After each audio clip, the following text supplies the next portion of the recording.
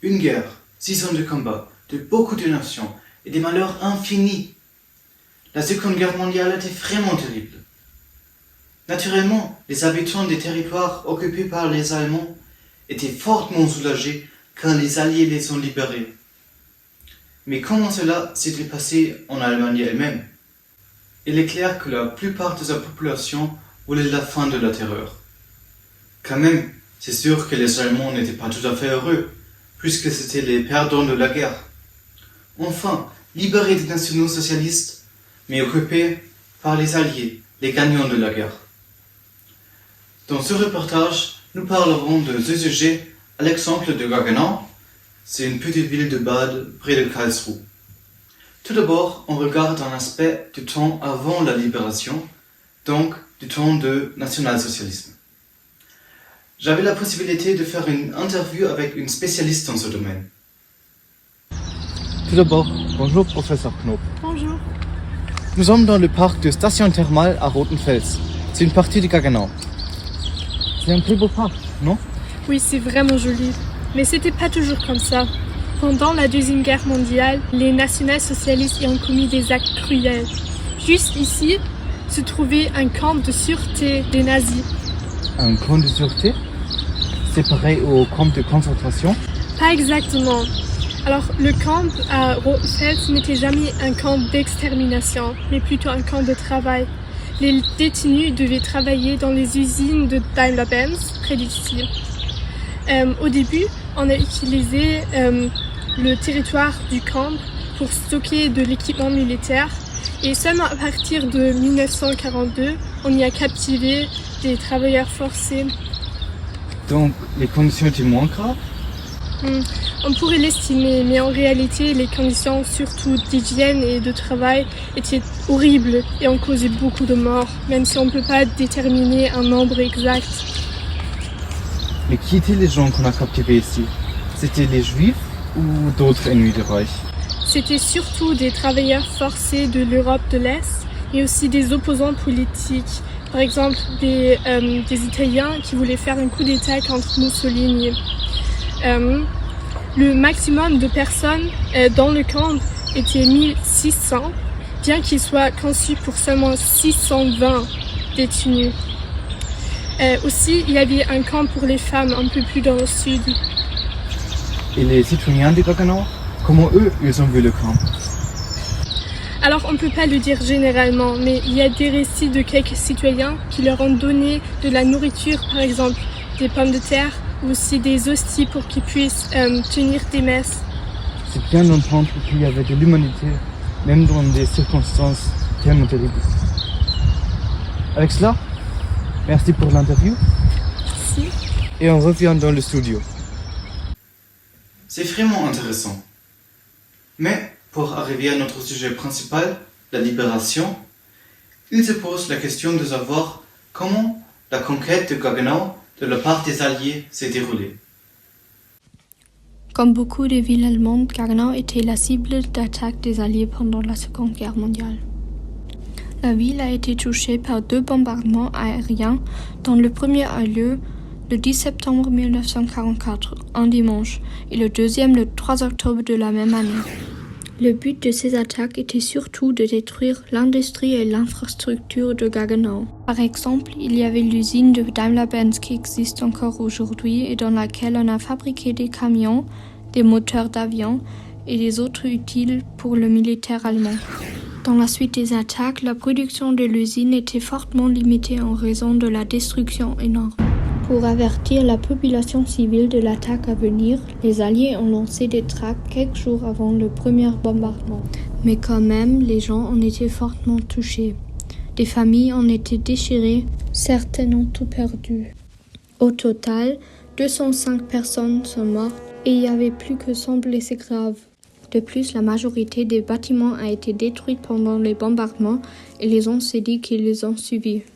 Même si d'autres villes en Allemagne ont été encore plus durement touchées, les 2 attaques aériennes sur Gaggenau ont gravement affecté la vie et causé beaucoup de souffrance à la population. On sait que la guerre est presque toujours liée à la violence et à la terreur, et il est souvent difficile pour un perdant de récupérer. Ensuite, on verra l'impact de la Seconde Guerre mondiale concernant le temps après sa fin. La situation dans la ville était très grave. Presque 600 personnes de Gaggenau étaient mortes ou avaient disparu pendant la guerre et une grande majorité des bâtiments a été détruite par les attaques et les incendies. C'est pourquoi beaucoup de familles devaient partager un espace de vie et que loger les occupants et les gens revenant de guerre était tellement difficile. De plus, l'infrastructure de la ville était presque entièrement détruite car les Alliés avaient attaqué surtout les routes et les bâtiments publics et industriels. La nourriture était fortement rationnée et la population souffrait d'une malnutrition qui a surtout affecté les enfants de la ville. Cette malnutrition, en combinaison avec un manque d'hygiène, s'est montrée dans plein de problèmes médicaux et ne pouvait pas être compensée à cause du manque de médicaments, de désinfectants et d'autres matériaux médicaux. Ce manque de ressources s'est étendu à tous les secteurs. On était dépendant des livraisons de nourriture, de médicaments et de ressources pour reconstruire la ville. À Gaggenau, il y avait suffisamment de tâches pour qu'il n'y ait pas de chômage et peu de pauvreté. Seulement les familles des soldats morts ou disparus avaient un gros problème d'argent, car le principal soutien de la famille était absent. Après la guerre, on a remplacé le maire national-socialiste par un nouveau maire, Heinrich Focken. Il avait survécu quelques camps de concentration grâce à son engagement communiste. À l'occasion de Noël 1945, il a écrit une lettre aux prisonniers de guerre avec l'origine Gaggenau, dans laquelle il leur demande d'être des pionniers de paix et de reconstruire la confiance internationale que Hitler avait détruite.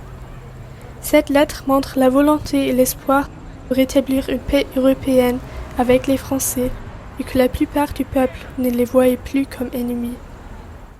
Étant donné que les Alliés voulaient contrôler l'Allemagne, il n'est pas surprenant qu'il y avait des soldats alliés qui se sont installés presque partout.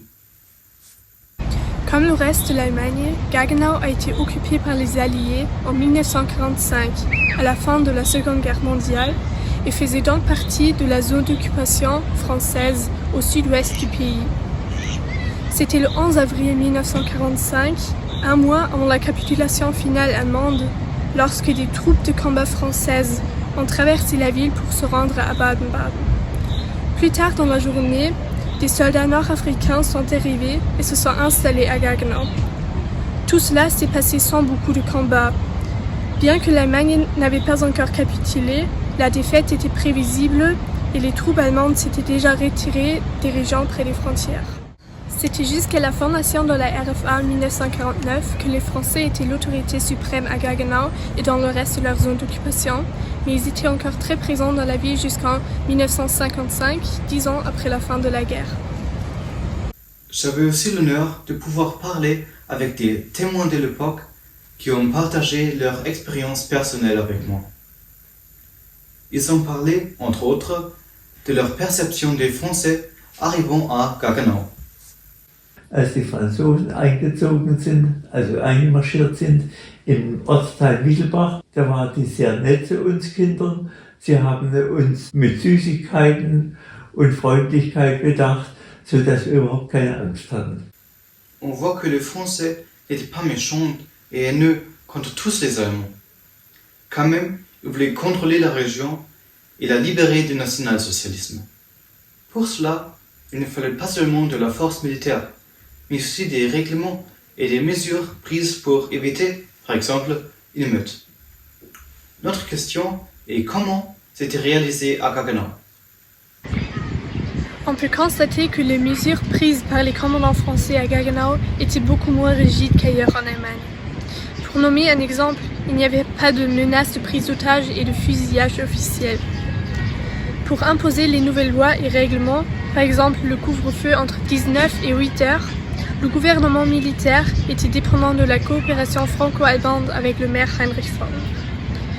Pour éviter des émeutes allemandes contre les Alliés, on a confisqué tous les appareils qui pourraient faciliter l'organisation, des armes, des appareils de radio et des caméras. De plus, on a décidé de rapatrier les travailleurs forcés étrangers, par exemple les détenus du camp de sûreté à Rothenfels. Une autre mesure prise est l'introduction d'un bureau central du soutien aux victimes allemandes du gouvernement nazi à Gaggenau, qui a soutenu des survivants des camps de concentration, des proches et d'autres victimes des nationaux-socialistes. Partout en Allemagne, le principe de la dénazification était employé. À Gaggenau aussi, chacun devait remplir des documents concernant sa relation avec le NSDAP et d'autres organisations associées avec les nationaux socialistes. Puis, tout le monde avec une certaine position dans le parti et ceux qui l'avaient soutenu étaient licenciés de la fonction publique. Cela a surtout affecté des politiciens, des professeurs et des administrateurs de Gaggenau. Pour atteindre le peuple, un journal, la Gazette officielle Amtsblatt der Militärregierung Baden, a été créé, dans lequel on a publié les nouveaux règlements et aussi des listes avec les noms des personnes concernées de la dénazification.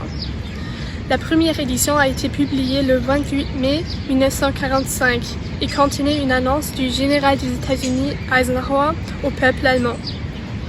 Au début, ce journal a été automatiquement distribué gratuitement à tous, mais avec le changement de nom en bulletin officiel de Bâle en novembre 1945, il fallait payer pour le recevoir. La dernière édition a été publiée un an plus tard, en novembre 1946.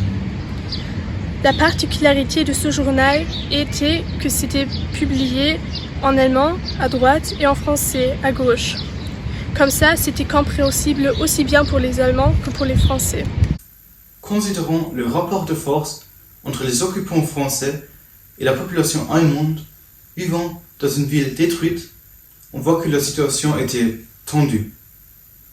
Mais pour les deux nations, il fallait partager l'espace sans qu'il y ait trop de violence. À Gaggenau, comment les Français et les Allemands s'entendaient-ils? Pendant ce temps de l'occupation, les Français et les Allemands, ennemis il y a encore peu de temps, devaient cohabiter dans un espace très restreint. Cela a sûrement provoqué des conflits. Dans les premières semaines, il y avait plein de violations, d'intrusions et d'incendies volontaires de la part des Français, qui n'étaient souvent pas persécutés des autorités. De plus, un homme de Gaggenau, Günther Mösch, a été assassiné par un occupant marocain dans la nuit du 9 février 1946. Contrairement à quelques autres criminels, le coupable a été condamné et obligé de corver sur une île française. Malgré tous ces problèmes de cohabitation, les gens ont fait aussi beaucoup d'expériences positives avec les occupants. Presque tout le monde était soulagé par la fin de la guerre et le règne de la terreur des nationaux-socialistes, même si cela signifiait être contrôlé par les Français. Certains de ceux qui habitaient chez des familles allemandes avaient rapidement une bonne relation avec eux. Wenn ich an die Nachkriegszeit denke, habe ich immer als schönes Bild in meiner Erinnerung ganz fest eingeprägt, dass wir da auf der Wiese saßen und zwei französische Soldaten mit uns gespielt haben. Meine Mutter hatte Angst, dahin zu gehen, weil die Franzosen einquartiert waren auf dem Bauernhof und sie befürchtete, dass sie da belästigt wird. Aber das war überhaupt nicht der Fall. Es war ein gutes Verhältnis auf dem Bauernhof mit den Franzosen. Das hat mein Bewusstsein gestärkt, dass wir die Freundschaft mit den Franzosen forcieren müssen. Finalement, on constate que malgré les nombreuses souffrances causées tout d'abord par les bombardements, la plupart de la population survivante de Gaggenau était soulagée après la libération des nationaux-socialistes. De plus, aussi bien que le temps de l'occupation a provoqué des conflits, il y a aussi un facteur contribuant aux connexions franco-allemandes qui se sont créées et qui sont importantes pour la construction de l'amitié entre ces deux nations d'aujourd'hui.